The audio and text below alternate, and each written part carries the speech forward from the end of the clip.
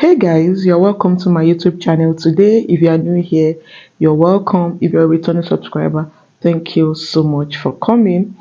If you're watching me and you've not subscribed to my YouTube channel, I'm begging you, please do subscribe. This is going to be a quick video and it's going to be a quick video. Yeah, I want to talk to you about how you can write your motivation letter. Yeah, for the Swedish Institute scholarship. Like, I got a lot of requests. Please do a video on how to do motivation letter. How should we write our Swedish Institute scholarship motivation letter and all. Even though I was busy, like you can see, I'm not in my space, but I just had to put this out as soon as possible. So, yes, your motivation letter. How do you write your motivation letter for the Swedish Institute scholarship? The first thing I want you to know is be realistic. I'm going to be straightforward as possible in this video. Be realistic when you're writing a motivation letter. And after this video, I'm going to read out a motivation letter for you. A motivation letter that actually got the scholarship, right? Yeah. So yeah, be realistic. Like,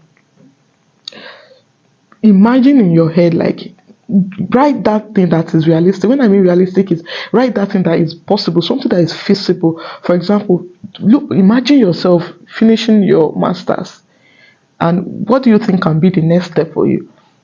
Think about that thing that can be the next step, not you going and say, I will build a factory.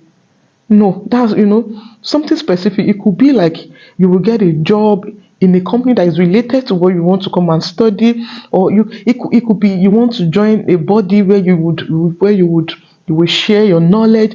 Be realistic. As if you have a company already, you could say yes, you will implement the knowledge gained to your company to help Nigeria in this so, and make sure that everything that you're writing, make sure that it's kind of connected to the development of your home country, right? That one with, like, that's going to be like a bonus point for you. Be realistic as much as possible.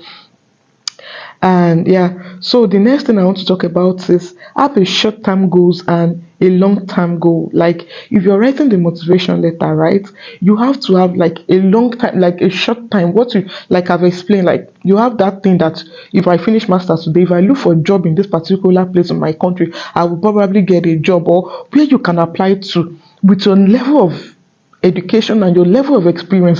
What can that get you? Like, what can your certificate get you at that time?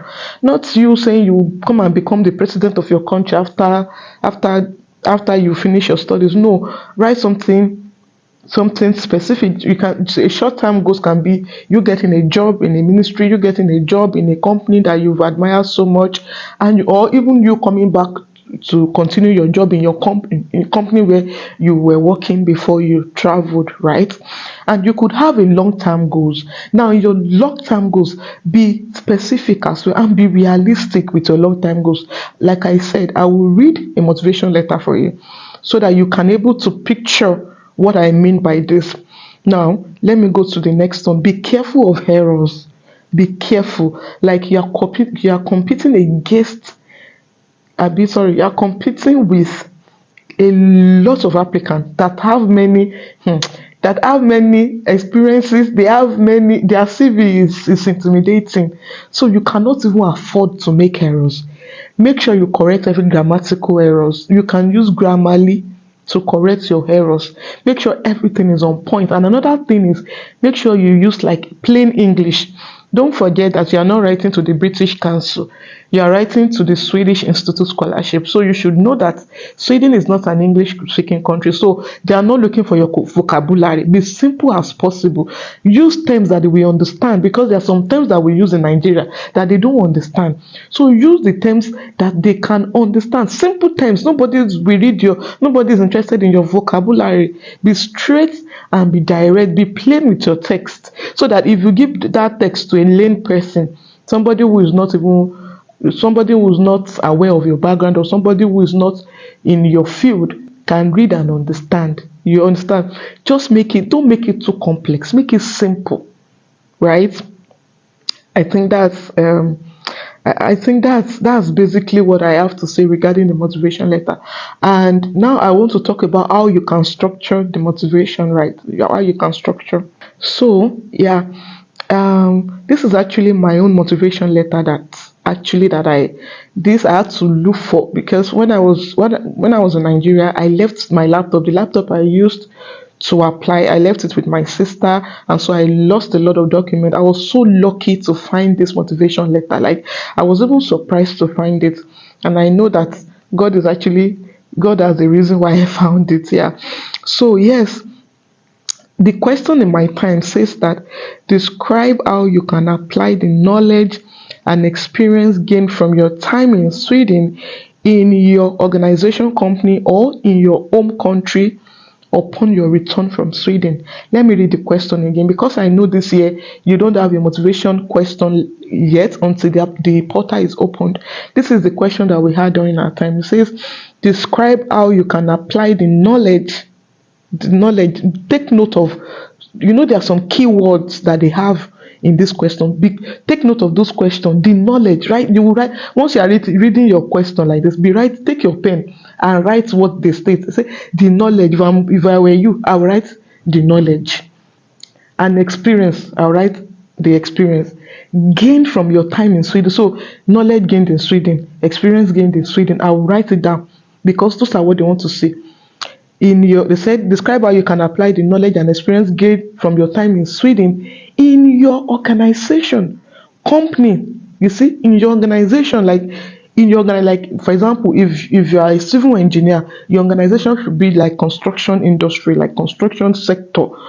How can you apply that your knowledge in the construction sector, or organization, company in your home country upon your return from Sweden? You see that it's so plain. They didn't use any vocabulary. It's a plain text. So when you are writing your motivation letter, don't go and be using vocabulary.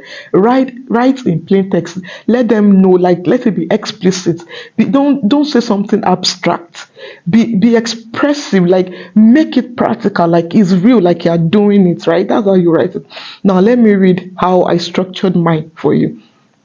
I said, another thing with motivation letter is the introductory part. Let it be catchy. Let it be a problem, like a problem that everybody in the world knows. Like, everybody is aware that this your country is, yes, this might not be applicable to everybody, but that is what I did. Like, you look for a problem that you know that is strong in your country, in your country, and you kind of motivate your course, the course that you want to come and study. You motivate your course to that problem, to that challenge. You understand? Yeah. So now let me read. It says, I say this is exactly what I submitted to SI, right? I said, as a young lady growing in a developing country, I have always loved to see a well planned and organized country, as I have seen in the developed countries. I have researched schools in Sweden over the years, and I have been encouraged that their quality curriculum will no doubt prepare me to positively influence the urban planning sector in Nigeria. That is my introduction. So let me tell you what is in the introduction. The introduction was me stating a problem and stating the reason why I chose Sweden to come and study urban and regional planning in Sweden. Can you see, that's like my intro. And during my time, the maximum words that you should have, including spaces, was 1,000. So you have to be smart. It's just a matter of you pitching. Like, it's just like when you meet, for example, you meet Dangote, or you meet Bill Gates, and he says, pitch yourself to him. Those things that are vital. See, ignore story. They don't need stories. All those are already in your work experience, your school, and everything's already there. They want you to motivate. Now, why we should give you this scholarship, So that's my first paragraph. Now let's go to you will see that I was so short. Problem, and then the reason why I want Sweden, right? That is the first paragraph. Then the second paragraph, it says that, and I said, after my master's degree in Sweden, I am going to join the Nigeria Institute of Town Planners, which is NITP, where I will be able to apply all the knowledge I have acquired in helping to develop new areas, finding new purposes for abandoned ones, and developing plans for the use of land. See, that was my short plan. Can you see? I said I would come back to join the NITP, that's Nigeria Institute of Town Planners, because I'm a town planner. I did not now stop there. I also stated what I will be doing there. I said where I will be able to apply all the knowledge I have acquired in helping to develop new areas. Can you see? I stated it. The specific so that they will know you know what you are doing. I said to develop new areas, find new purposes for abandoned ones, and developing plans for the use of land. Can you see? Can you see that is realistic? Is it not for me to get back and join NITP? And it's easy, something that I can do. It's something that is feasible. Everybody knows that you can do it. And if you are stating what you will do there, it's not that you just said I will join NITP to do what? You understand? So you state to do. And please don't plagiarize my motivation letter. Please don't plagiarize it. Yeah, so now after that paragraph, my last paragraph, listen to my last paragraph. My last paragraph is talking about my long term goals. Now listen to it. I say, in 3 to 5 years, I see myself as a professional town planner, preparing and implementing development plans and planning schemes to help in the nation's building. And I also hope to pursue a PhD so that there will be no limit to the impact I can make in my society. Can you see? That is my long-term goals. It's me being a professional town planner now, because after you join NITP and you've written the exam, and then you are now a professional town planner, you will have your own seal in Nigeria. That's how it works for urban and regional planning. So that was my long time. Like in 3 to 5 years, I will already be a professional town planner. Now, what will I be using that position to do? I will be using it to prepare and implement development plans and planning schemes. Then all these things help in nation building. Like now I now connected everything to Nigeria as a whole. Like this is how this thing will help Nigeria. This is how I would contribute to the development of the nation. So can you see, in short sentence, now listen to my conclusion. I said I also hope to pursue a PhD so that there will be no limits to the impact I can make in my society. That I wrote it, and I said undoubtedly this will give me access to young minds at the undergraduate and graduate level. That was my motivation letter. Like that's it. That's so it's as simple. Can you see that it's so simple? It's not complicated. First paragraph, introduce problem and tell them why you want Sweden. Second paragraph, tell them about your short-term goals. And the third paragraph, you talk about your long-term goals. Be realistic, be smart with this thing, and make sure you don't make errors. Another disclaimer is, do not use my motivation letter, because that one is going to affect you. They are going to automatically disqualify you if you use my motivation letter. I'm just reading this to help people, because a lot of people have asked me, how do I do this, how do I do that, how do I write a motivation? So I've told you the structure, and that was what I did that got me here, right? And I also got another question.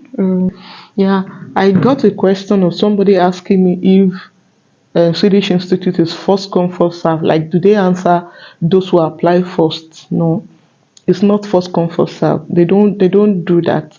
It's quality. It's about your experience. It's about how you've abide by the rules. Please be careful of errors. Check again, like, be careful of errors. I will say it again over and over again. Be careful of errors, and make sure you follow their laid down rules. Like to the dot every T and cross every T and dot every I's. Be very careful. Proofread. You can as well give somebody to proofread for you. You could also use applications, for example, Grammarly, to correct errors, punctuations, and all. Yeah. So I hope I've been able to help you, and I wish you good luck and success in your application. if you have any question or you have anything to add that can help others, please put it on my comment section. Let other people learn from you. What has helped you? What is your tips in writing motivation letter? Please put it in the comment section so that everybody will gain from it. Thank you so much. And if you've not subscribed, please do subscribe, like this video. You can see me. I just wanted to satisfy you. I just wanted to come out because I don't want you to miss out of this scholarship. I want you to gain the scholarship. So this is free. I'm not taking money from you guys. And if you, I know that the portal is going to be opened on the 12th of February. We're in 2024. If you want me to be on live in one of those days, in case you have questions, please let me know in the comment section. I will come online, maybe on YouTube or Instagram for you guys, so that you can ask me questions regarding the application. Yes, thank you. This is where I've drawn the curtain, and I will see you in the next one. Bye.